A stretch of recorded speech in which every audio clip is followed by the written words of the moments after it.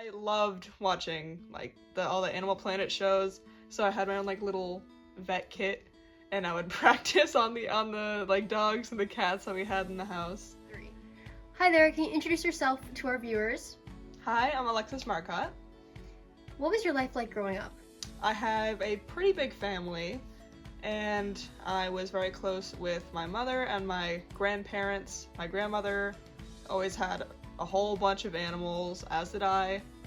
It definitely, growing up with a whole bunch of animals, it was kind of only natural that I would pick up a farm job, especially since my grandmother was a huge equestrian growing up, so was my half-sister and my mother, and it was only natural that through then I would kind of start working with animals as well.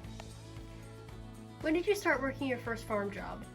I believe I was around 17. I started working at the same place where I used to ride.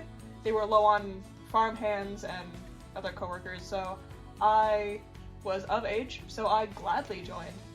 So explain what you did at your first job. Well, I started off as being kind of a birthday party hostess along with 2 other coworkers.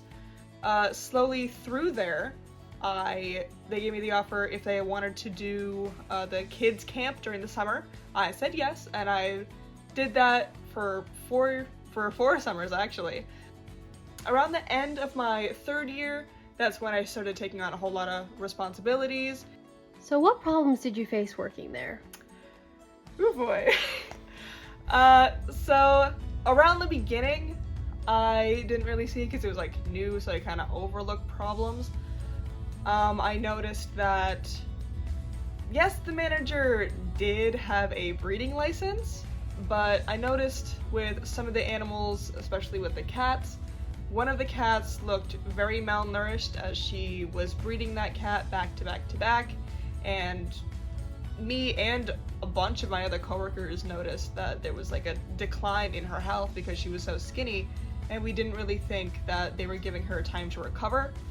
There were also a lot of times where we had a lot of lizards, and sadly, the manager only fed them crickets and mealworms with calcium on them.